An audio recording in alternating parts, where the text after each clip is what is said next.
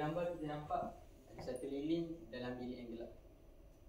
Balik pada apa yang saya cakap tadi, kesilapan. Bila kita buat kesilapan, kita akan merasakan dunia kita menjadi gelap. Macam kita tak nampak hala tuju next thing apa yang kita boleh buat.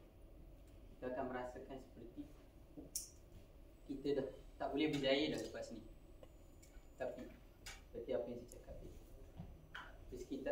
persekitaran kita penting pada masa-masa sebegini. Bila kita ada rakan yang baik, bila kita ada tunjuk ajar yang baik dalam hidup kita, mereka akan menjadi api kepada lilin kita. Mereka akan menerangi hidup kita dan memberi kita satu tujuan, satu arah, satu cahaya yang boleh membawa kita ke arah yang betul, ke arah yang baik semula.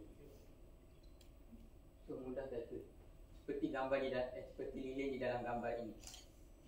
Bila kita memilih persekitaran yang betul, bila kita maafkan diri, bila kita buat apa yang saya cakap tadi, belajar dari kesilapan kita, daripada bilik yang gelap seperti dalam gambar ini, kita akan boleh terangi hidup kita semula.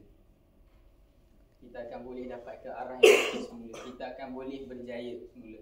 Walaupun kita nampak seperti memang tiada hala tuju setiap kali kita melakukan kesilapan. Saya cakap dari contoh hidup saya sendiri lah tuan-tuan dan puan-puan. SPM saya dapat 8A. Tetapi apa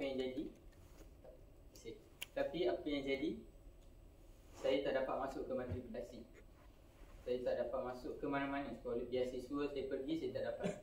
Memang saya rasakan seperti hidup saya dalam gambar ni, gelap begitu.